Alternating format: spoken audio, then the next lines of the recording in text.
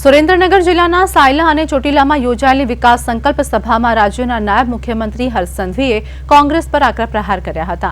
તેમણે જનતાને અપીલ કરી કે વિકાસની ગતિ અટકી ન જાય તે માટે ભારતીય જનતા પાર્ટીના ઉમેદવારોને બહુમતીથી વિજય બનાવો। સુરેન્દ્રનગર જિલ્લામાં સ્થાનિક સ્વરાજની ચૂંટણીઓને લઈને રાજકીય ગરમાવો વધ્યો છે। જિલ્લા પંચાયત, તાલુકા પંચાયત, નગરપાલિકા અને મહાનગરપાલિકાની આવનારી ચૂંટણીને ધ્યાનમાં રાખી ભાજપ દ્વારા પ્રચાર તેજ કરવામાં આવ્યો છે। નાયબ મુખ્યમંત્રી હર્ષ સંઘવીએ જણાવ્યું હતું કે દેશના આઝાદીના લડવૈયાઓનું સ્વપ્ન હતું કે ગામડાના ગરીબોને પાકા મકાનો અને મૂળભૂત સુવિધાઓ મળે, જેને ભાજપે સાકાર કરવાનો પ્રયાસ કર્યો છે। વીજળીથી લઈને પાણી સુધીની સુવિધાઓ ગામડા સુધી પહોંચાડવામાં સફળતા મળી હોવાનું તેમણે કહ્યું હતું। માર્કેટમાં કેમ કોઈ નવી વસ્તુ આવે ને આપણે જોવા જઈએ એમ આ કોંગ્રેસીઓને આપવા બે બધાએ હાથ મિલાવીને નવા રોટડા રડવાનું ચાલુ કર્યું કે ના ના આ તો આ લોકોએ જબરદસ્તીથી ફોર્મ ખેંચાવી લીધા।